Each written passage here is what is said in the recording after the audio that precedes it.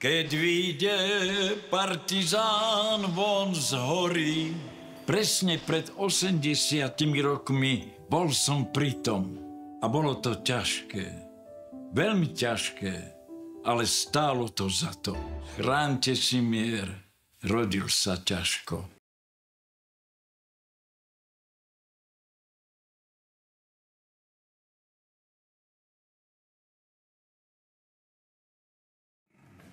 Dovolte, aby som sa vám ešte raz predstavil. Som kapitán vo službe ozbrojených síl Slovenskej republiky. Vážený pán riaditeľ, vážené pani učiteľky, milí žiaci, niekoľko slov na úvod. Časová medzera 80 rokov, ktorá nás delí od tých veľkých dejinných udalostí druhej svetovej vojny, je už taká veľká a taký dlhý čas, ako by zahľadil nielen stopy vojnového ničenia a pustošenia, ale aj zatienil mnohé spomienky na dávno prežité udalosti, zahojené alebo aspoň zmiernené bolesti mnohých rán, ktoré spôsobili fašisti na našom národe. Druhá svetová vojna, spomeňme ako otcovia, synovia, dostávali povolávacie rozkazy na vojnu a mašírovali na východný front. Koľko z nich sa už nikdy nevrátili.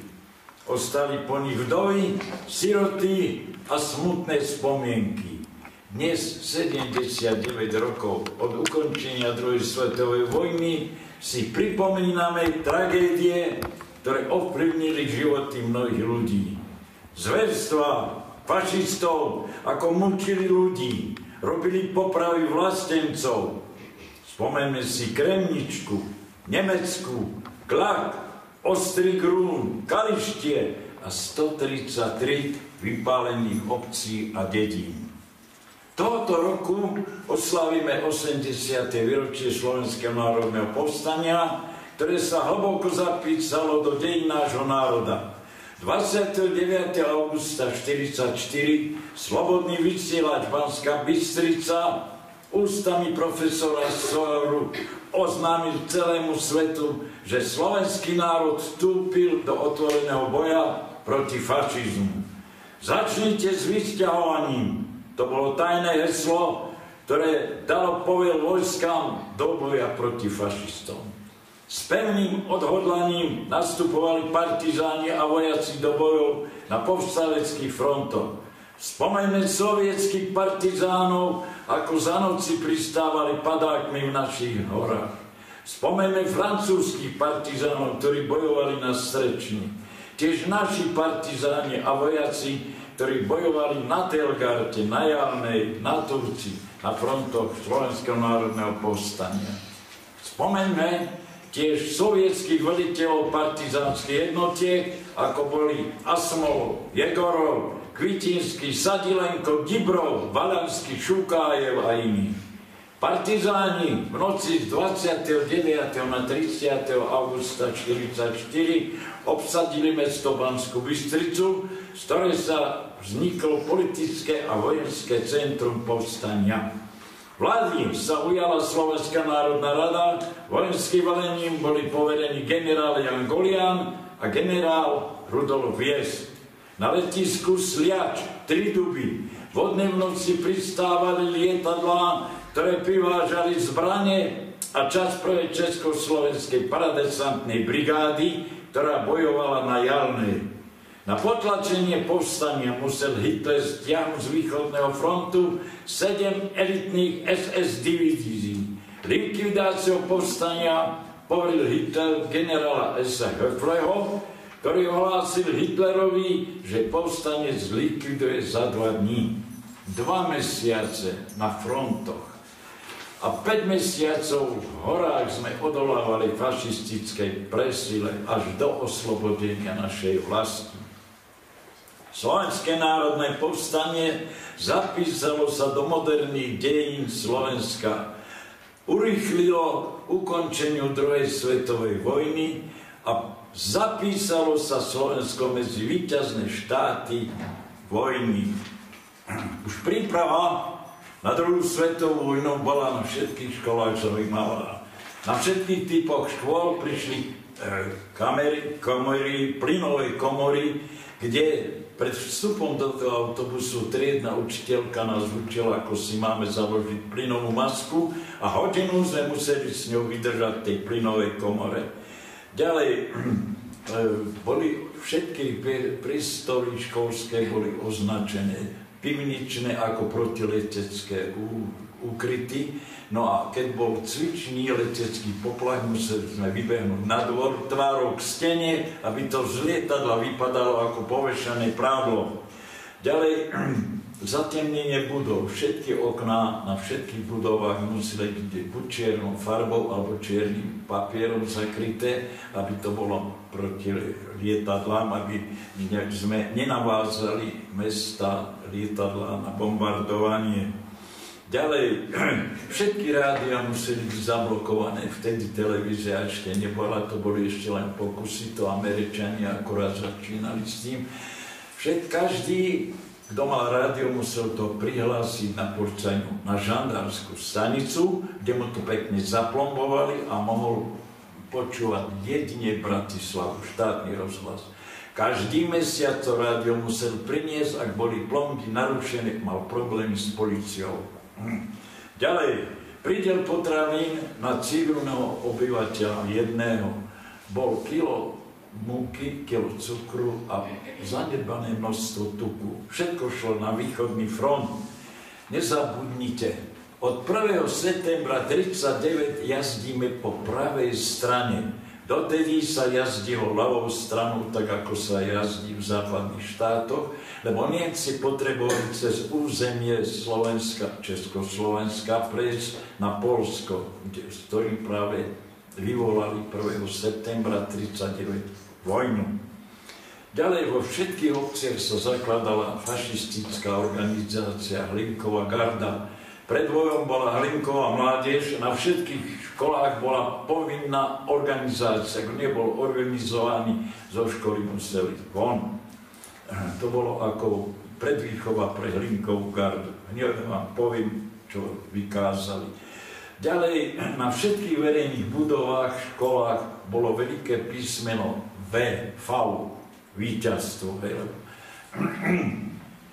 No, tak najprv kto boli partizáni? Partizáni boli vojaci, ktorí bojovali v tyle nepriateľa. To znamená, vyhazovali trate, mosty, ničili budovy, skrátka robili záškodnú činnosť, aby mohli vlaky s muníciou a s potravinami prísť na front, tak ich vyhodili, aby vojaci, ktorí nemali čo jesť, ustúpili a tak uvoľnili územie postupujúcim armádám.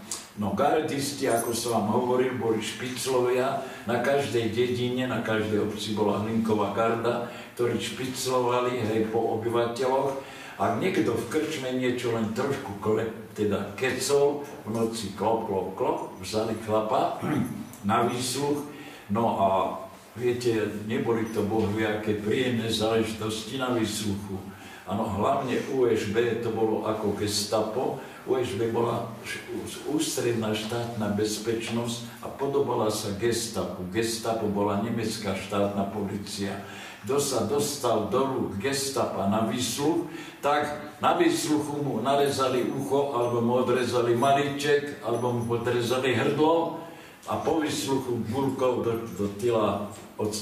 Za popravu pozostali museli zaplatiť 500 ríšskych mariek, to bolo 5000 slovenských korún, do určitej doby, do 15 dní. Ďalej, kto boli príslušníci SS? To boli ruskí vyvrheli od 18 rokov tak do 25, ktorí strieľali ľudí, zapalovali budovy, no a ničili obce a mestá. Tak, kto bol gestapo? Gestapo, ako som spomenul, to bola nemecká štátna polícia, ktorá zaisťovala ľudí a robila popravy. No. Mňa zastihlo Slovenské národné povstanie po hronských kasárniach vo Zvolene. Bol vyhlásený letecký poplach, všetci sme museli opustiť priestory kasáreň a na lúčke pred kasárňami nás zoradili vedľa druhou zbraní. Ja som bol vtedy študent vojenskej hudobnej školy pešieho pluku 3, kde bol veliteľom plukovník Markus. Prišiel veliteľ pluku, toho nerečnil, vojaci, začalo povstanie, na Nemcov sa strieľa, s partizánmi sa vyjednáva, dáva povel, ktorá jednotka, na ktorý front Slovenského národného povstania. Pluková hudba, obrana kasáreň, hliadkovanie po meste, pochovanie padlých vojakov. No, náš veliteľ, nadporučík Adamčík, hovorí, študenti, bolo nás 12 študentov, už sme boli v 3. ročníku, štúdium bolo 8-ročné, ukončené skúškami. Hovorí, chlapci, čo s vami? Ja vám dám prázdniny. Na vojne sa tomu hovorí dovolená, trvalá dovolená. Tak nám dal dovolenky a hovorí, keď skončí vojna, vrátite sa, urobíte skúšky, aby sa vám ročník započítal. Tak, nástroj pod pazuchu, učivo pod druhu, odchod. Ja som prišiel domov, pochádzam zo starých hôr, osada Richtárova. Richtárova patrí do komplexu Baní, Špania, Dolina, Piesky, Ulánka na Richtárova, Staré hory. Na Richtárovej boli upravne pre hutu, ktorá bola situovaná na Starých horách. Preto nemajú donovali lesy, lebo kácali lesy a robili drevené uhlie, miliári, o tom ste sa učili. No preto nemajú teraz lesy, lebo na tie míle ich spotrebovali. Som prišiel domov s úsmevom, pravda, prázdniny a v našom rodičovskom dome partizánsky štáb Rusi. A na čo ti je trúba? Trúbu na skriňu, tu máš flintu, že sme prišli spoza Uralu a ide s nami bojovať.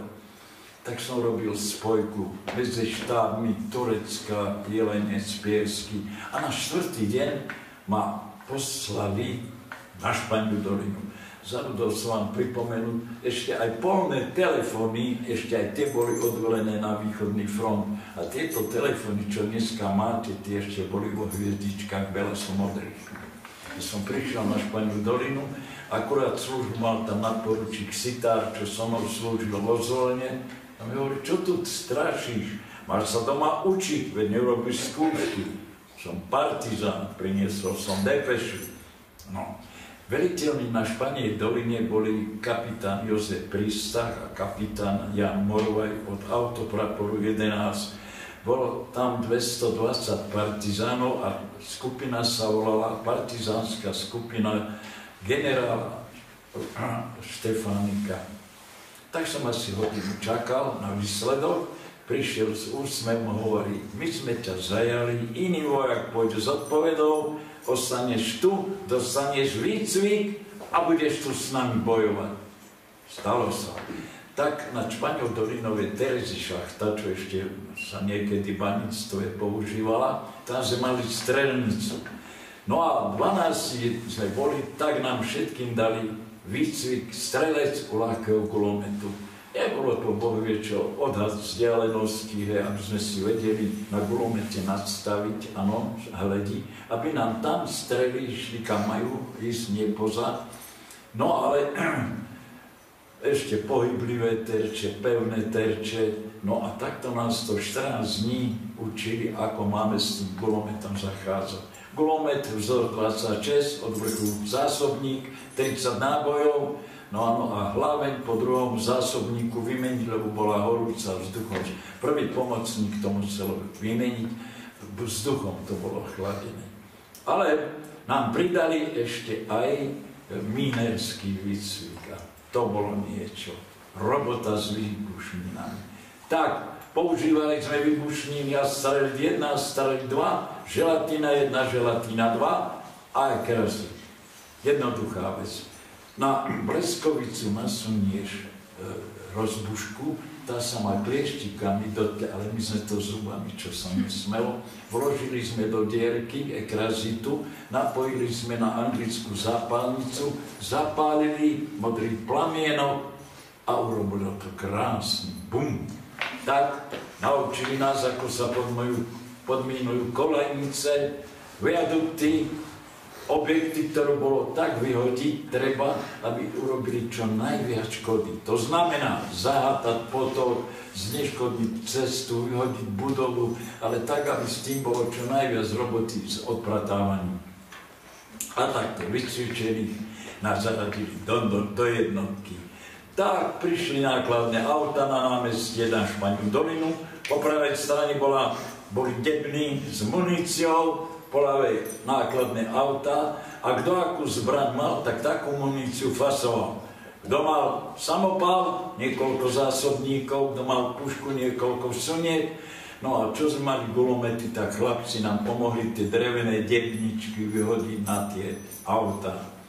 No a ešte to nebolo všetko. S gulometom ľavú časť kabíny som strážil ja, a druhú časť kabíny pravú samokrnáč Malachova. A zodpovedali sme za životy vojakov, ktorí boli na korbe. No, naša jednotka bojovala pri Veľkých Bieliciach, pri Veľkom Poli, pri Krievnici, ale najviac na Turci. Pokiaľ my sme sa snažili oslobodzovať dediny a obce, Nemci zatiaľ obsadzovali vysočiny a kopce, na ktorých si umiestnili rozhľadne, odkiaľ nemecký dôstojník riadil palbu delostrelcov a minometčíkov. Dal rozkaz vystreliť jednu strelu, tá padla do terénu, ktorý predpokladal, že budeme útočiť. Áno, ak sa mu to nepáčilo, o niekoľko dielikov ešte jednu a takto boli pripravení. Čiže oni sa zastrieľali. My sme prišli do terénu, nehali nás pekne vojsť a keď sme vošli, teraz to na nás pustili ľudia. Videli ste už súdny deň? Hneď sme mali mŕtvych, ranení kričali o pomoc, do toho ešte padali míny, výbuchy, protichodné rozkazy, ktoré nik nepočúval, pravda. Hneď bolo krvi. Takže ešte čo sme mali polné lopatky, takéto rýchlo nahrabať aspoň tých 30 cm hliny, aby tá strela, ktorá ide na tvoju hlavu, uviazla tam v tej hline.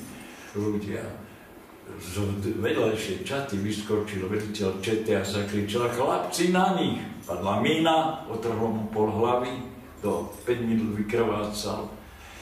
Menili sme palebné postavenie, lebo ani polzásobníka sme nemohli vystrieľať, lebo hneď zamerali si gulometnú a minometnú palbu, odkiaľ sme my strieľali. Ako sme menili palebné postavenie, môj prvý pomocník skočil na nášlapnú mínu, otrhlo mu nohy, prosil, aby sme ho zastrelili, že má hrozné ťažkosti, bolesti. Chlap, ktorý druhý tam skočil na ďalšiu mínu, na kusy ho roztrhalo, to srdce už bolo mimo tela a v tej tráve ešte niekoľko sekúnd to srdce bylo. Ľudia,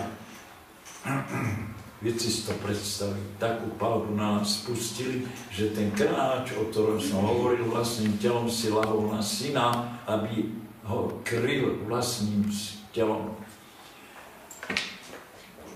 To bolo pri Veľkých Bieliciach, dostali sme úlohu zaútočiť na nemecké pozície zľava a armáda čelne. Mali sme odlákať Nemcov pozornosť na nás, aby armáda mohla zaútočiť. No a sme sa tak plazili takou trávou, suchou a jeden gulomečík ako tú trávu odhrnul, spala tam zmija a keďže mal golie rozopnutý, tá zmija mu skočila pod blúzu a už typla ho do 4 hodín nám zomrel. Drastické. Takto to vyzeralo. Len čo sa ráno vyjasnilo, vyletel pozorovateľský letún, dvojtrupák, ktorý filmoval naše pozície a strieľal na nás palubných gulometov. Takže sme mali Nemcov pred sebou, Nemcov nad sebou. Takto to vyzeralo na fronte. Ráno sme nevedeli, koľky dožijeme večera, večer sme nevedeli, koľky dožijeme rána. Munícia, potraviny a voda prísú len v noci, lebo ak v noci sa niečím štrnglom Nemci vystrelili svetlice na padákoch a okamžite založili útok. Útočili vodne v noci. Takže takto to niekedy aj 2 dni sa k nám nedostali ani potraviny, ani voda. No, 14. októbra 1944 boli sme zasadení na Turci.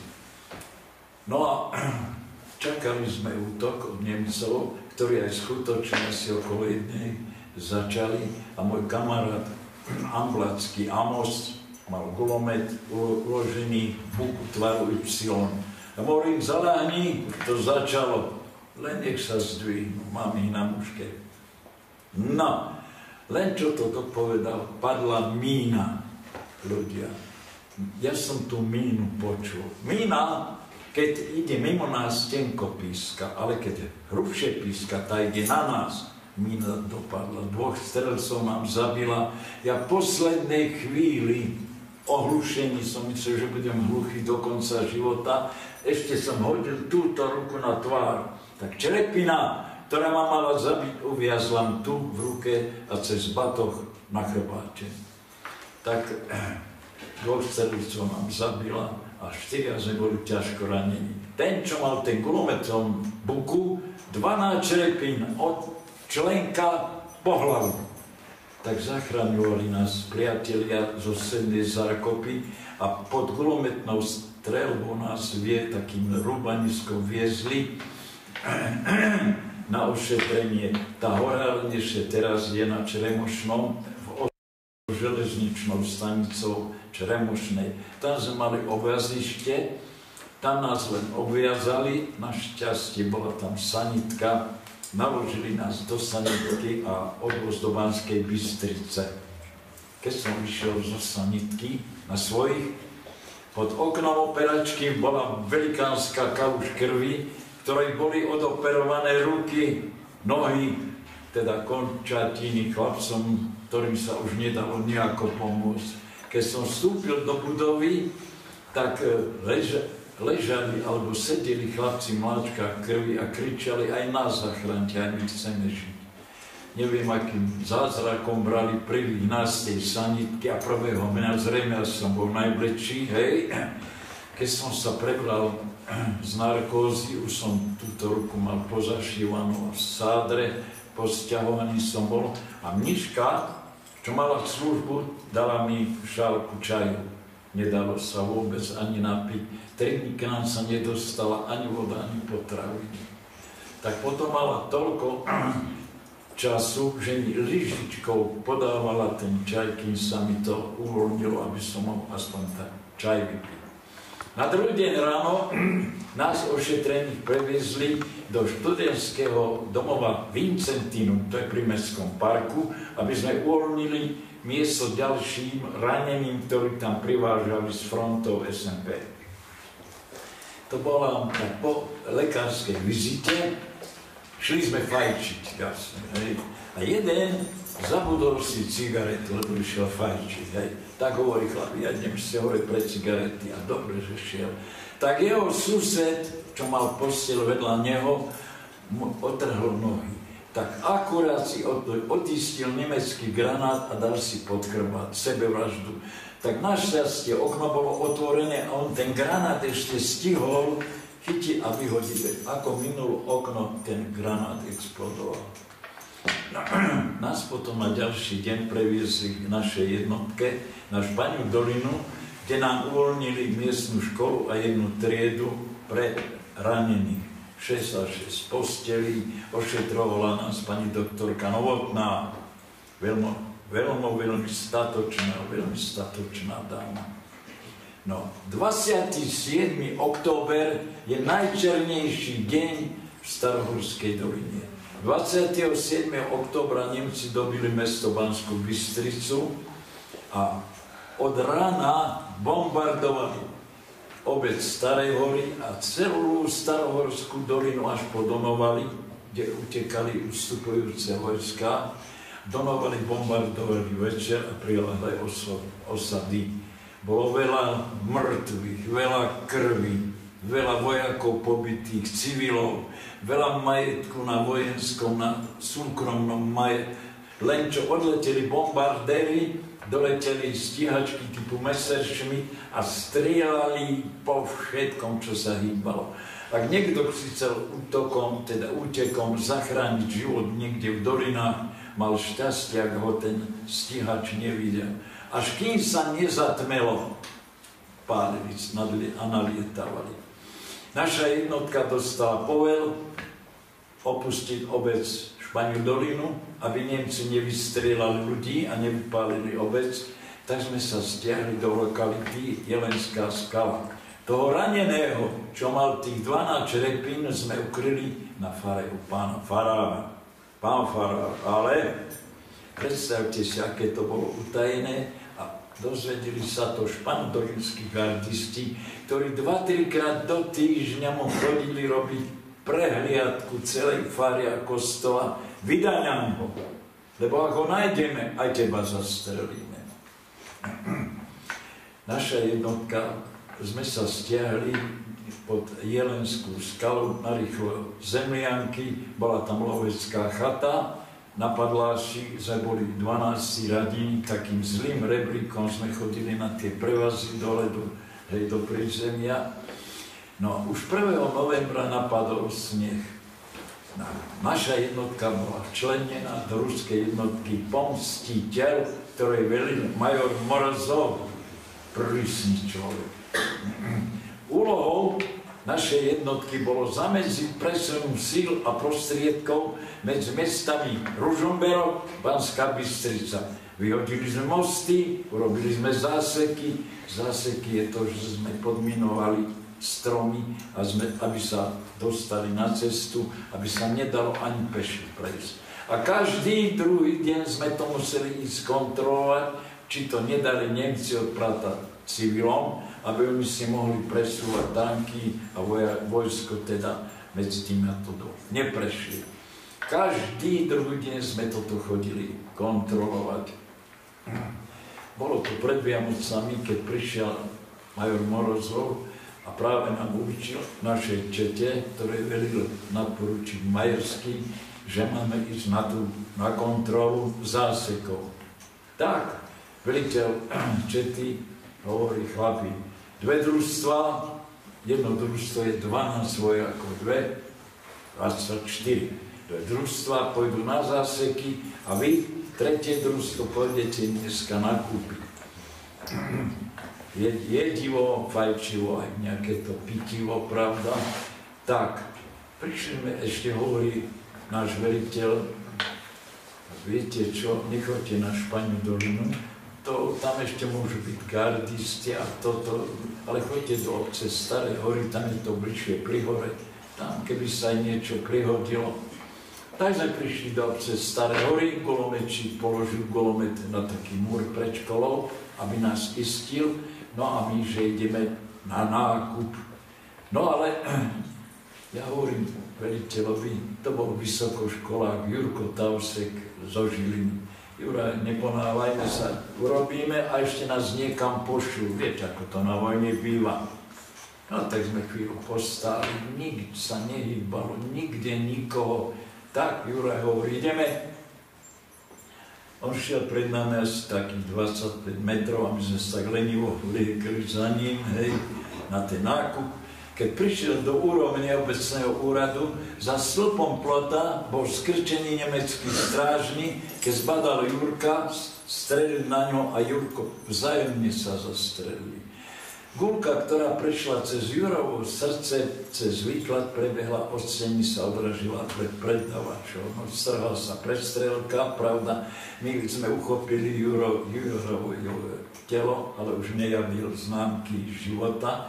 Urobili sme partizánsky pohrab a keď bolo po vojne, tak sa rodičia prišli exhumovať a pochovali si ho v Žiline. No smutné partizánske Vianoce sme mali, veľmi smutné.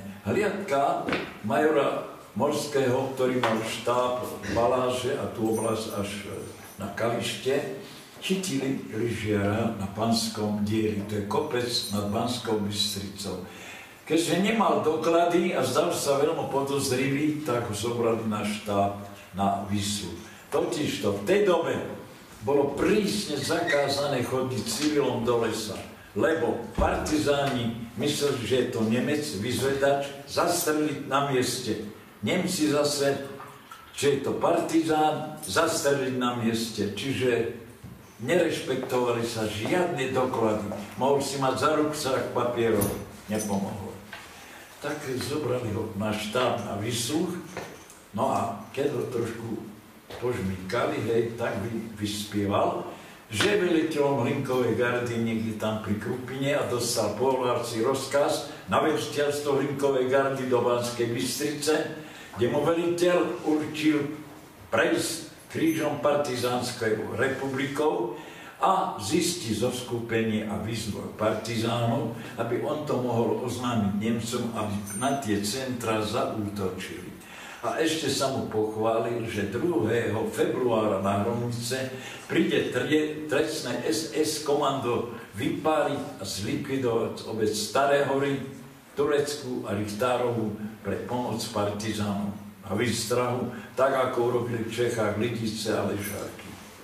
No, tak na Hromnice všetko, čo malo ruky, nohy, aj rozhlasáci, aj o tých vám poviem, všetko zaradené a niže obce Staré Hory, obsadili sme les a povel bol, ako prvý Nemec vstúpi na most, palba. No a už keď boli tak pri moste, tak podplukovník Chladný vyskočil a zakričal nemecky, aby sa vzdali, že nemajú šancu, na čož Nemci zaláhli a spustili palbu na les. No my sme boli v lese, oni na ceste, prestrelka trvala ani hodinu a celé SS komando bolo zlikvidované. No, ďalej, čo sa nám ešte také prihodilo, 6 týždňov ostala stáť fronta v Podbrezovej. Viete si to predstaviť, 6 týždňov dlhšie v horách? Tak, v horách boli v bunkrách, v zemľankách židovské rodiny s deťmi, a vy viete, vtedy boli mrazy minus 20, minus 25, snehu bolo ešte na konci mája, obrovské snehy boli vtedy.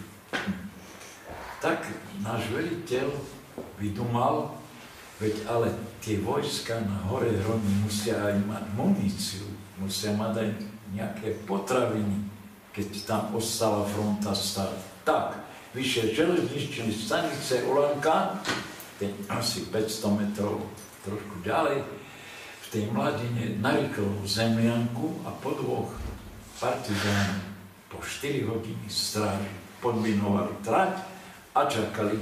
Asi tak po 4 dňoch skutočne vláčik šiel tak pekne, len ako sa vám urobili toto velikánske bum a tie vagóny ešte boli 7 rokov po vojne v potoku starohorskom, potom ich Kovoš rozpálil. No, 18. marec 45, najkrvavejší deň v dejinách Starohorskej doliny. V ranných časných hodinách Nemci prepadli dedinku Kalištie, kde celú dedinu zapálili, postrelali tam ľudí.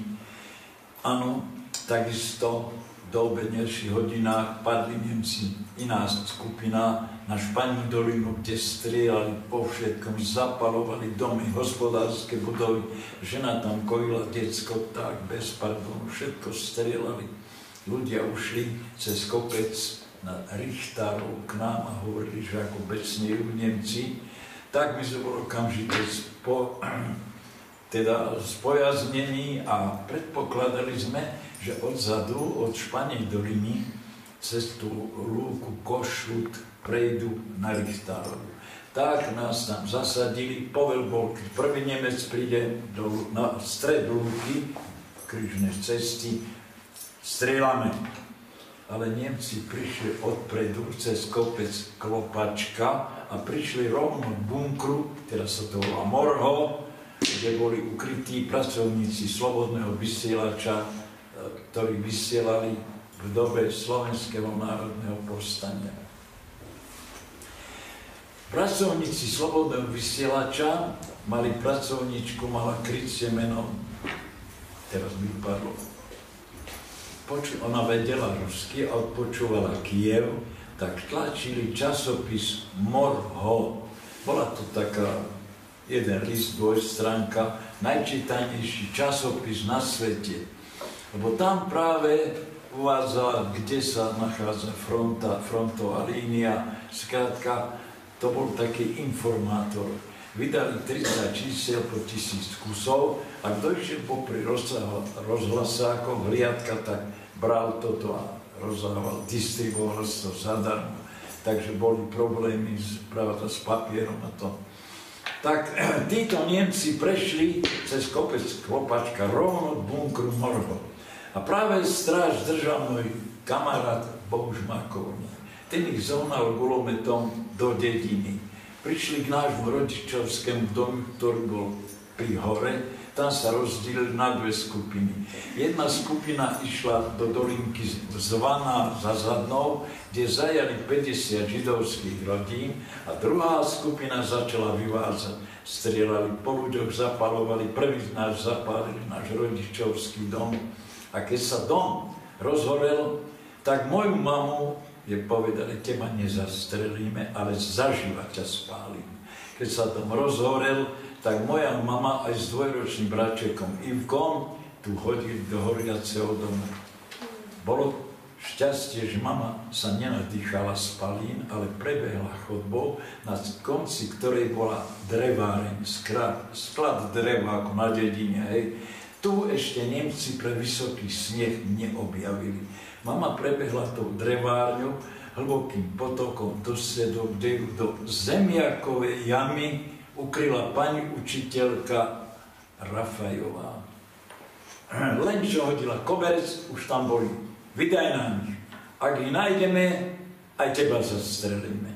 Urobila hrdinský čin, nevydala ich. Až keď Nemci opustili dedinu večer, tak potom ich previedla k starej mame. Mama dožila v strese z popravy 93 rokov a pani učiteľka Rafajová 100 rokov bez jedného mesiaca po fronte učila v Srdciach pri Banskej Bystrici. Naša jednotka 19. marca dostala rozkaz opustiť lesy postupujúcej Červenej armáde a rumunskej armáde. Rumunská armáda oslobodila obe Staré hory 5. apríla 45 a tiež aj Španielsku dolinu 5. apríla 45. A tohto raneného, čo sme ukryli na fare, farár odovzdal rumunskému Červenému krížu. Nemám už potom známosti, kde bol doliečený. Tak, toto sa udialo. 19. marca ráno povel opustiť lesy. Sme prišli, šli sme smerom na Baláže. Tá obec horela ako fakle. Ľudia, všetky domy horeli. Ľudia utekali do lesov a to najcennejšie. Mali na chrbáte periny a neviem, náručí deti, prosili nás vojaci, zachránte nás, pomôžte nám. No ale sme museli plniť rozkaz, pravda, tak takou stráňou sme prišli na Kalištie. Verím, že sme boli prvá jednotka, ktorá sme po tej tragédii boli tam prví ľudia. Krvi. Niektoré domy ešte dohárali. Bolo vidno, že tam sa odohrala veľká tragédia. Mali sme tam pol hodinu na oddych, potom sme pokračovali z Kalištia lesami cez osadu Buli na Donovali. No a to už nás bolo asi 1000, lebo z celých tých hor partizáni, áno, sme sa tam sústredili. Tam nás rozhodili do okolitých osád, kde po domoch po 20, po 30, aby sme sa, a toto už skrátim.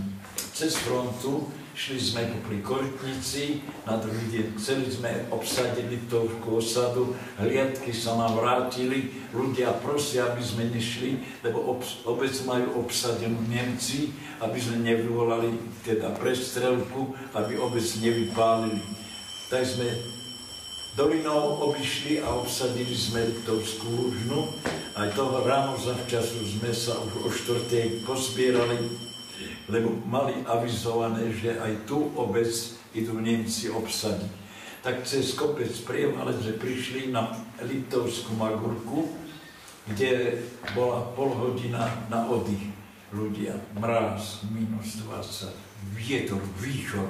A v tom výchri, v tej výchrici sme nastupovali na ten kopec Chabenec. Sme prišli z nevládnosti, starí Židia, všetci pomrzli, asi 50 Židov tam už, chlapi, ženy, zamrzli od nevládnosti. Prišli sme na Chabenec, biela tma, na pol metra bola viditeľnosť, tak a zima, výchrica.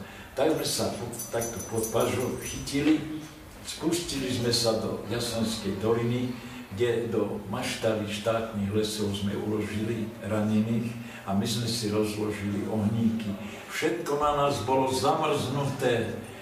Ľudia, vy to nevie, ako z plechu.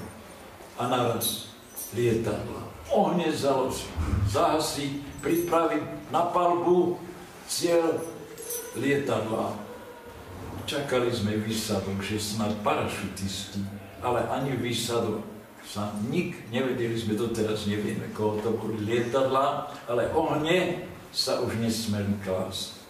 Tak si viete predstaviť, v tom mraze sme dupkali do rana, aby sme nezamrzli. Ráno len čo sa rozvidňal, vzali sme tých ranení z tých maštalí a pokračovali sme ďalej.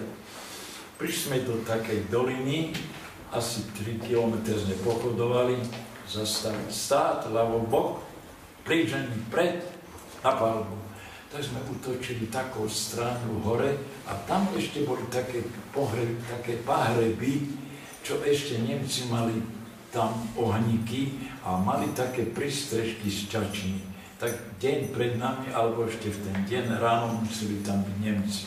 Tak sme utočili hore tou stráňou a prišli na vrch, tam velikánska, obrovská lúka. Ale vojakov z jednej, z druhej strany mŕtvych koní, pobytí, munície a minové pole. Bolo treba cez minové pole prejsť za frontu, kde dal svet nohu, tak si dal aj ty nohu. Tak si viete predstaviť, ako dlho trvalo, kým sme celí všetci prešli, no a prišli sme na Krpáčovo. Tam bolo pol hodinu na cigaretu a nocou sme potom pochodovali do dedinky Bystrá pri Podbrezovej, kde nás po 20, po 30 pohádzali do domov. Bolo 2 dní oddych a po 2 dňoch znova nástup a išli sme do Popradu. 4,5 až 5 dní sme išli hore, hroním, vyselení, hladní, kto nám čo podal, tak sa jedlo. Sme prišli do Popradu práve na poludnie, boli makové rezance. Viete, keď nám dali jesť, tak sme sa dívali, či to môžeme jesť. Vy si neviete predstaviť, čo je hlad, ľudia. Tak tam nás hneď preokúpali, preodšívavili, ostrihali, aby sme sa poznali, lebo v lesoch nebolo kaderníctvo. Prezliekli nás do uniformiem armádneho generála Ludvíka Svobodu, prezbrojili nás a hneď nás nasadili do Parížoviec. Parížovce sú teraz pod Liptovskou Marou, je to asi 20 km od Popradu. Jasne, hodili nás tam do prvej línie, no a bojovali sme. Asi tak po týždni dobehol ko mne jeden četar, hovorí moje meno. Áno, to som ja, máš ísť so mnou. Tak som nehal gulomet, prvá flinta, čo bola odhodená, tak som ju zobral, lebo na fronte sa bez zbraní nechodí. Tak mi hovorí cestou, už keď sme sa zo zákopov dostali trošku do tyla, a mi hovorí, vieš, ide furmán pre chlieb do Popradu, aby ste nemusel peši, máš ísť na veliteľ. Ja, ty.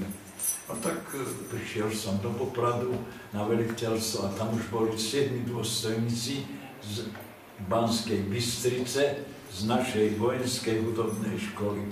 Mali sme rozkaz nazad do Bystrice a založiť prvú československú posádku v Banskej Bystrici.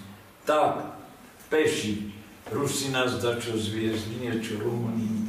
No a za 2 dní sme boli naspäť v Banskej Bystrici.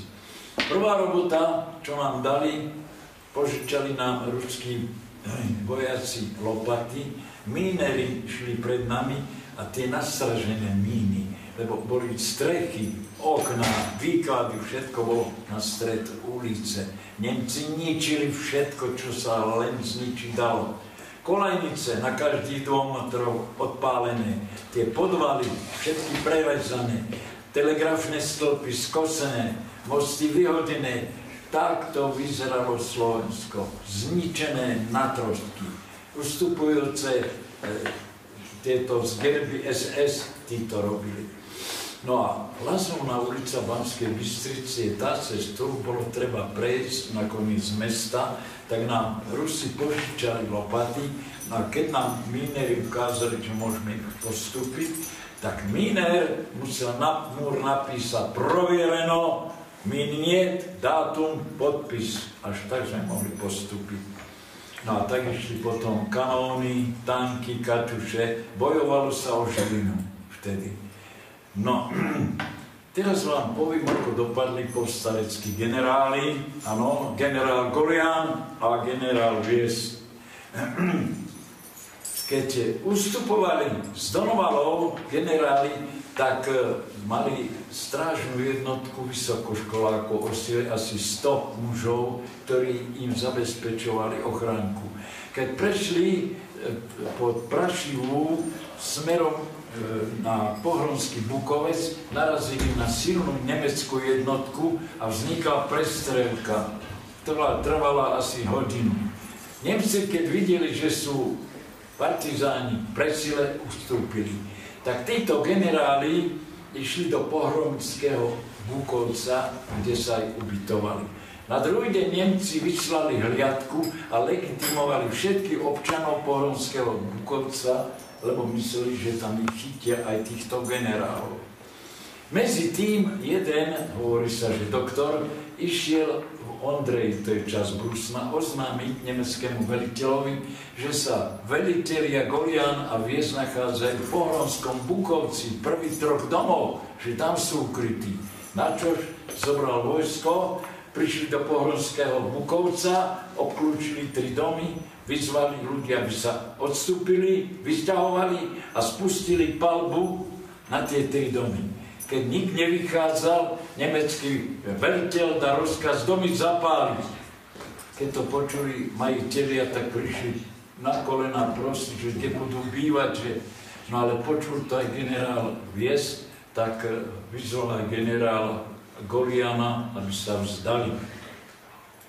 Tak tam zajali týchto generála Viesta a generála Goliána.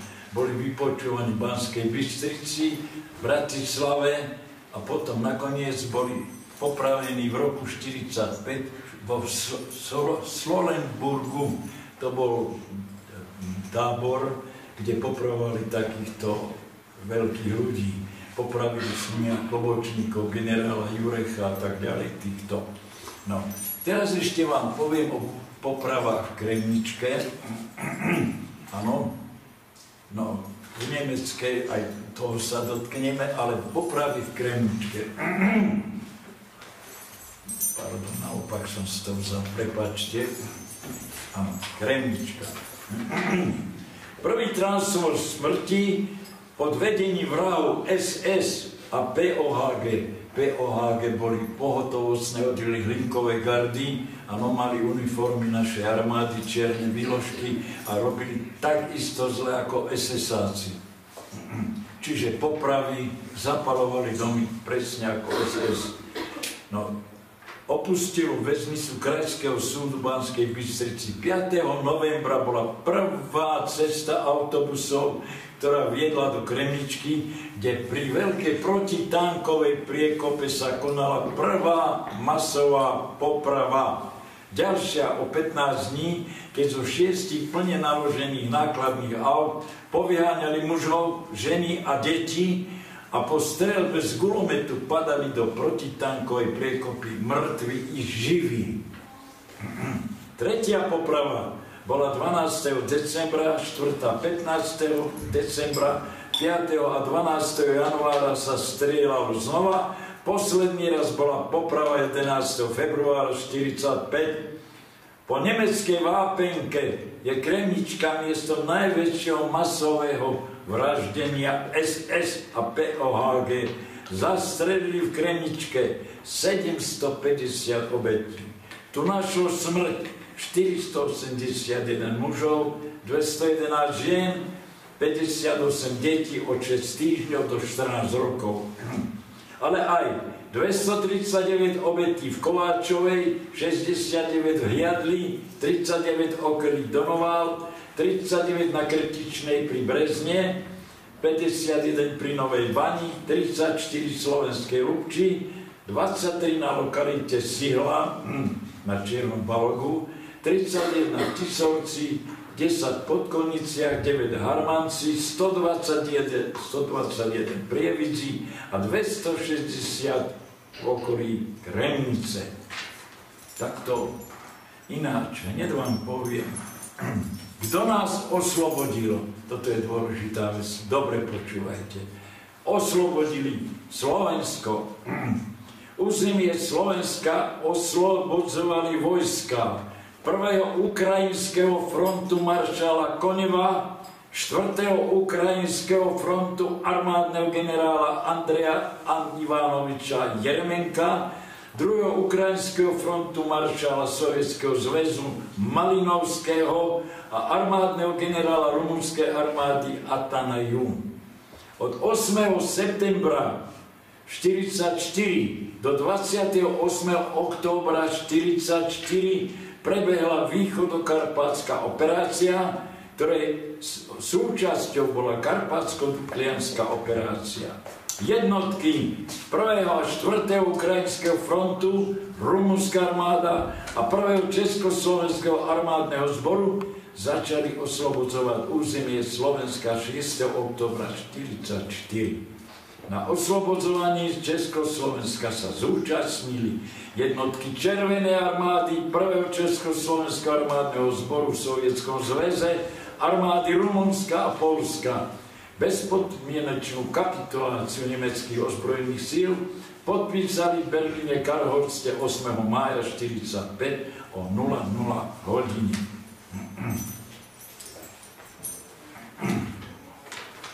Na záver dovolte citát z prejavu ministra obrany, armádneho generála Ludvíka Svobodu na prvom výročí osláv Slovenského národného povstania v Banskej Bystrici povedal: stojíme na historickej pôde posvetenou krvou bojovníkov za slobodu.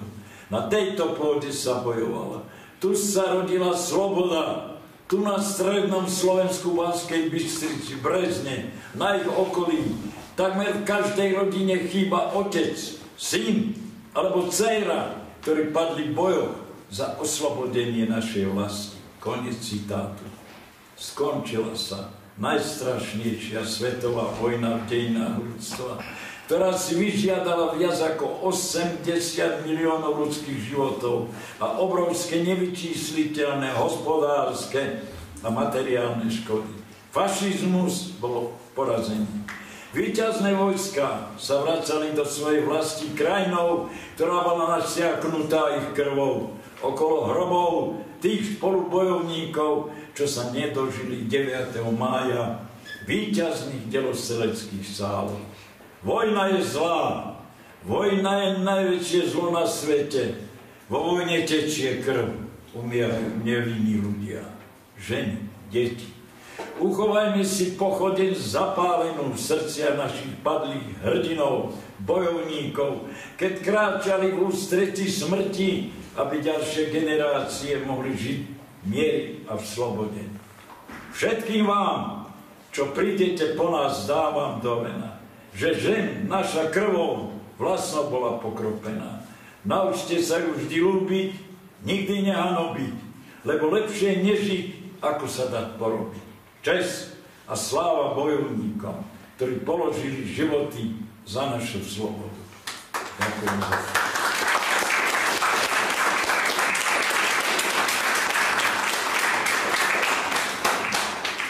Prosím, ďalšieho pána. Pán Strmel, ďakujeme pekne.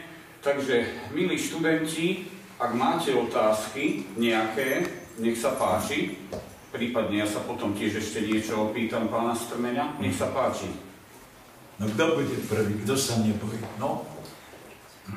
Ja. Jak sa páči? Že potom s tým vašim bratom, že vy ste sa aj stretol po vojne, alebo už potom ani nie? Či som sa... S bratom, či ste sa stretli. Áno, študoval tu na učiteľskom ústave v Lučenci, učil v meste Brezne, bol riaditeľom školy, má 81 rokov, 2 pekné vnúčky, takže v dobrom zdravíčku prežil, áno. Viete, hodnoty, za ktoré sme bojovali v Slovenskom národnom povstaní, sú základom demokracie nášho štátu. No, takže, viete, prizeráme sa na toto všetko dianie s takým nedobrým názorom, lebo teraz sa taká tendencia aj po školách, že nás oslobodili Američania. Neverte tomu, toto je pravda, čo som ja vám povedal. Svedkami toho sú cintoriny. Viete, aké cintoriny sú na Dukle? Koľko tam padlo chlapcov? Cintoriny vo Zvolene, koľko je tam pochovaných vojakov. Na každej obci je pomník padlých. Čiže aj z tej obce padli niektorí v bojoch o našu slobodu. Toto je pravda hmatateľná. Keď pôjdete popri takom pomničku, aspoň jeden kvietok dajte tým chlapcom, ktorí obetovali životy, aby sme dneska, vy ste už 3. generácia, ktorá žijete v pokoji a miery. Vy si neviete predstaviť, čo to je ísť na popravisko. A tým na každých kasárniach bolo napísané, kto strieľa prvý, umiera ako druhý. Prečo by si mal aj ty umrieť? Nie ti lepšie chodiť takto do školičky, vzdelávať sa, robiť svoje záujmy, svoju prácu, učiť sa, áno, môžeš cestovať, môžeš sa vzdelávať, áno. Takže vy už vojnu poznáte len z nášho rozprávania. Neprijal by vám ani týždeň, aby ste zažili, čo je vojna. Či budeš o hodinu ešte živá. SS-áci prišli do školy, urobil samopalom takto a stalo sa.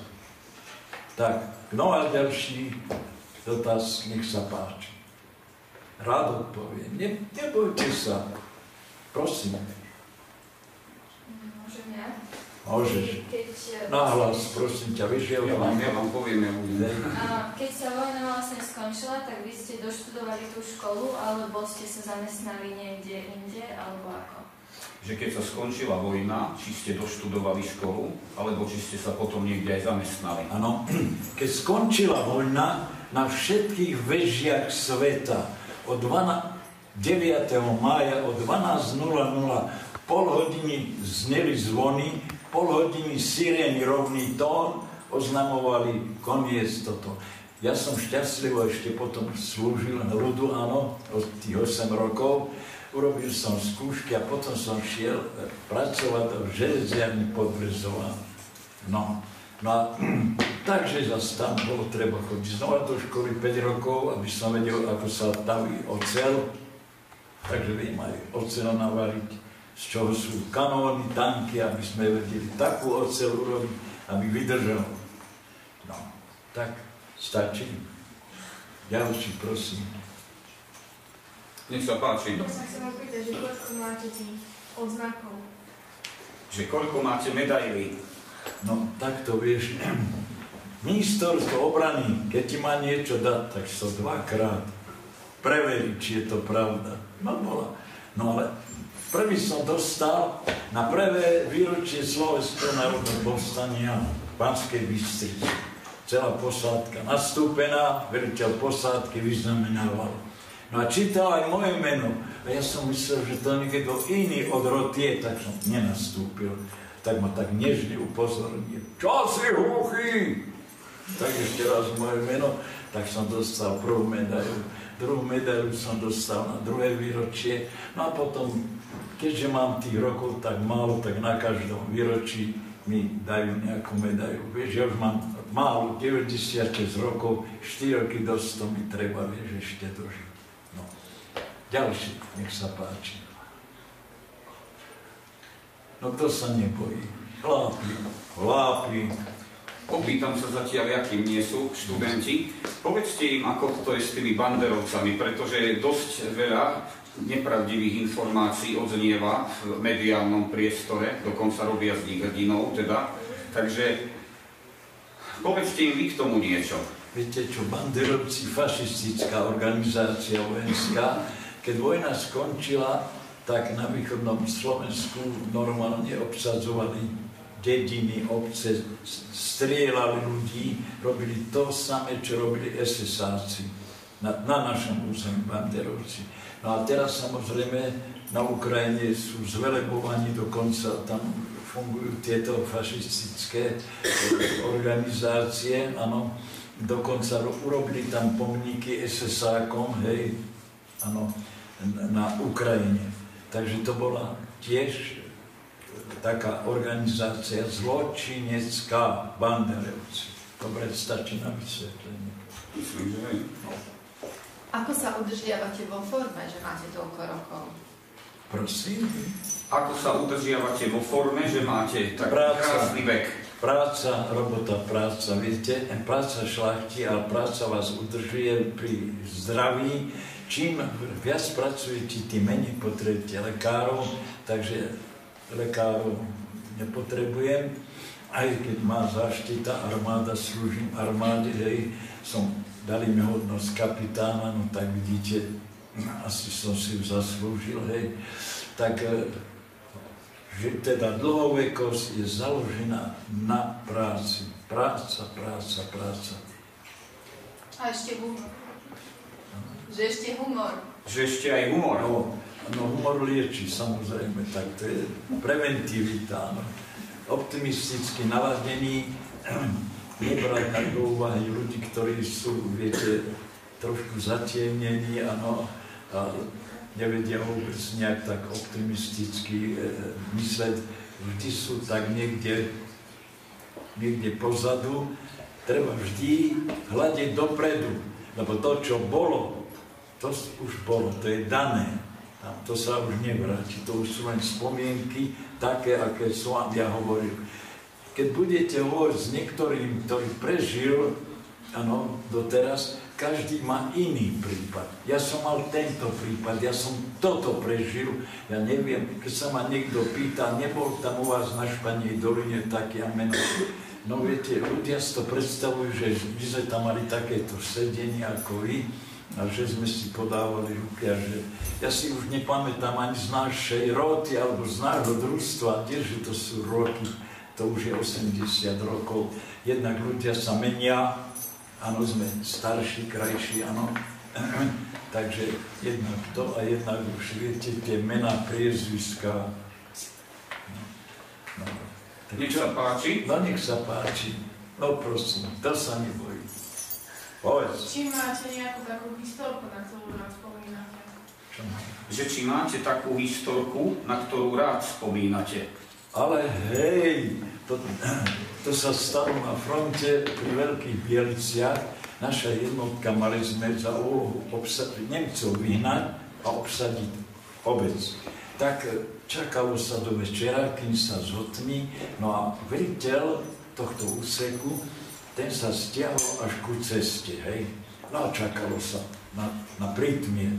A naraz velikánsky spev, čo sa deje, tak dvaja opití Nemci niesli demižon.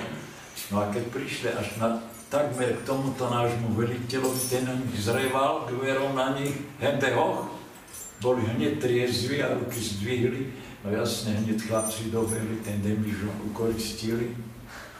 Tí dvaja išli s piatočkou, lebo sa báli, že zozadu zastrelia. No a demižon, čo boli chlapci porichtovaní na útok, tak boli posilnení demižonom. No, takýto humor sa nám... Vidíš, že aj humor sa stane pri tom. No kto ešte má nejaký dotaz? Čo by vás ešte prosím? Aký máte názor teraz na vojnu, čo je na Ukrajine? Aký máte názor na vojnu, ktorá prebieha na Ukrajine? Zbytočná vojna, vieš ako, lebo každá vojna raz skončila a mala, vymysleli dôvod, ale ako som hovoril, vojna je najhoršie zlo. Aj táto raz skončí. Nevieme kedy, ale každá vojna raz skončila, aj táto raz skončí. No a ja hovorím, že to je zbytočná vojna, vieš. No, nemusela byť. Tak. Ešte raz budem opakovať. Pozri sa, vo vojne tečie krv. Ľudia zomierajú. O majetky prídu. Keď vidíš to večer, však sa dívaš na správy, koľko budov zbytočne sa zničí. Ľudia nemajú kde bývať. Koľko ľudí bolo dokarčené. Ja som hovoril, že v tejto druhej svetovej vojne je odhad asi 80 miliónov mŕtvych. Ale dokaličených, čo prišli o ruky, nohy a čo prišli o rozum, tých bolo určite raz toľko. O tých sa nehovorí. Tak toto je vojna, len aby si vedela. My sme boli prví bezdomovci, ostalo nám to, čo sme mali na sebe. Takže vy si predstaviť ten pocit, keď sme išli aj cez tú frontu, veď ja už sa nemám kde vrátiť, ja už len s vojakmi musím, áno. No, takže aj tie prvky, keď sme prišli do Banskej Bystrice, kasárne roztrepané, SS-áci to roztrepali na cimpr, jak to hovorí, tak sme boli v škole pre ženské povolania, pani riaditeľka nám uvoľnila 2 triedy, ukradli sme seno, aby sa aspoň na tom dalo spávať a tak to boli začiatky. Nevarilo sa, kto mal službu, dostal peniaze po okolitých gazdov, aby nám predali niečo, jedlo sa raz za deň večer. Čo služba priniesla, dalo sa na stôl, a kto si čo zobral, tak to jedol. Tak to bolo. Hej. Prosím, ďalší. Nech sa páči. Ešte niekto? No prosím. Či bol postrelený? Nie sme tu od začiatku. Pozdejšie. Či bol postrelený pán? Či vy ste boli teda postrelení alebo zranení? No bol som zranený, ako som hovoril. To bolo 14. októbra v odpoludňajších hodinách, keď Nemci začali útok na naše pozície. Ako som hovoril, oni mali úžasne vycvičených minometčíkov, veď ale oni už boli 5 rokov v zákopoch, takže boli majstri, hej, pri zabíjaní ľudí, na zabíjanie ľudí. Tak ako vám hovorím, už keď ste v tej zákope týždeň aj viac, tak už sa niečo naučíte. Tak ako som spomínal, mína alebo delostrelecký granát, ktorý tenko píska, tak ten ide za, ale ktorý hrubšie, ten ide na nás. Tam sa treba vedieť dekovať. No a v tomto prípade, keď sme boli ranení, tak tá mína, ja som ju počul, v poslednej chvíli som tú ruku, tak to bolo sekunda. No jasné, že to bolelo aj cez baťoch, mali sme ako ruksak, také dačo, potrebné veci, hej, cez to prebehlo na chrbát, takže pán primár Petelen zachraňoval mňa, keď povyberal tie črepiny som mňa. Ináč operačka vtedy išla na 3 zmeny. Operovalo sa v noci. No a keď sme ustúpili do hôr, tak pán primár Petelen zachránil veľa partizánov, že na dvere izby dal Achtung, tyfus, smrťku. Tak tam tie kontroly SS-ákov a gestapa nechodili, lebo sa báli, že sa nainfikujú, nakazia. No ďalší, nech sa páči, pýtajte sa. No, kto bude smelý? Ja sa môžem opýtať, neviem. Áno, nech sa páči. Otázka padá.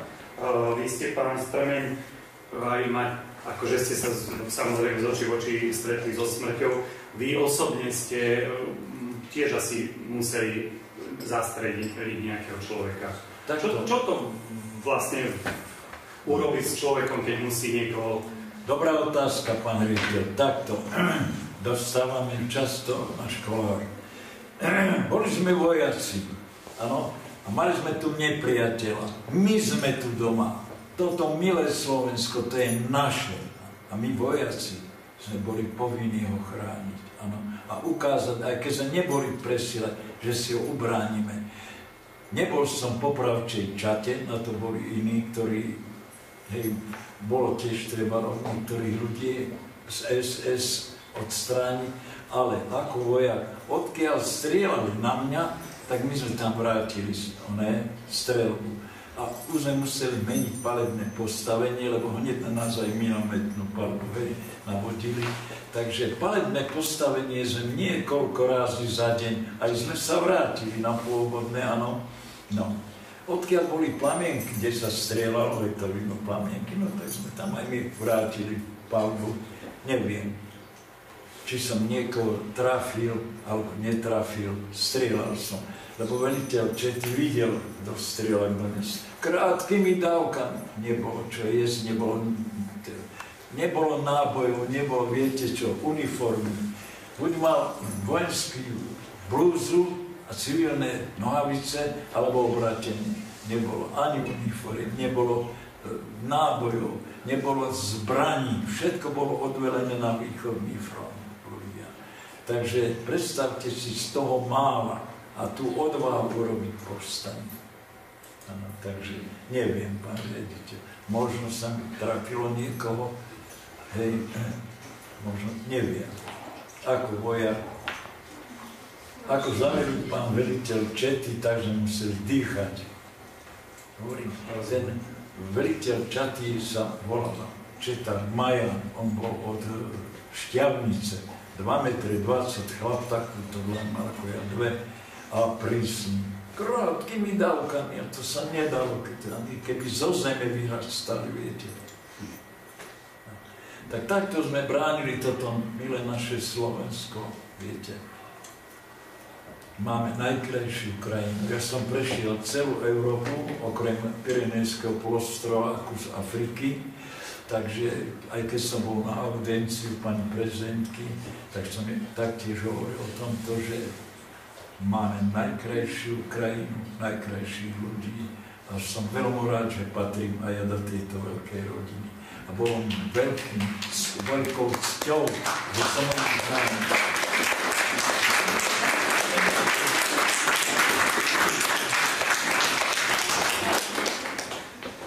Banskú Bystricu oslobodila Červená armáda 25. marca 45. Kruté boje boli hlavne z juhu, keď Červená armáda postupovala smerom od Zvolena, ktorý bol oslobodený 14. marca. No, ďalšie útvary prichádzali to bol akurát maršal Malinovský, jeho vojaci prichádzali smerom od prepáčte, vypadlo. No a tiež, ako som povedal, Pohronie bolo odrezané. No aby neostali v zajatí nemecké vojska, tak potom museli z Pohronia rýchlo sa stiahnuť smerom cez Harmanec a na Turiec ustupovali. No, keď ešte posledný výstrel padol, tak evangelického farára syn ešte padol na námestí Slovenského národného povstania ako posledná obeť. Vy musíte mi prepáčiť mená, lebo už viete, všetko možné si pamätám, ale mená zabudám. No takže, keď bola oslobodená Banská Bystrica, tak ľudia vybehli z pivnice úkrytov a za to, že prežili túto hrôzu, objímali vojakov, že sú, teda už je po vojne a že môžu slobodne sa nadýchnúť. Takto vyzerala oslobodená Banská Bystrica. No ináč, ako som spomenul, všetky výklady, všetky strechy, no, keď bolo prvé výročie oslav, tak boli len heslá zničené Nemcami, lebo sa to nestačilo rýchlo opraviť. Tak keď aj prišli zahraničné delegácie, konštatovali, že naozaj zničili všetko pri ústupe nemeckej jednotky SS. Takže takto to, viete si predstaviť, vaši dedovia, koľko brigád zadarmo urobili, aby boli obnovená železnice, cesty, mosty, vy si to neviete uvedomiť. Naozaj zadarmo. Veď dokonca Oravskú priehradu postavili trať mládeže z Dúbravy do Štiavnice postavila mládež. Viete to pre tú energiu a to všetko, to sebavedomie pomôcť tejto republike, aby sme sa mali tak, ako sa teraz máme. Áno. Tak to sa nesčíselné množstvo brigádnických hodín, ktoré odpracovali vaši dedovia. Len aby dneska ste všetko mali.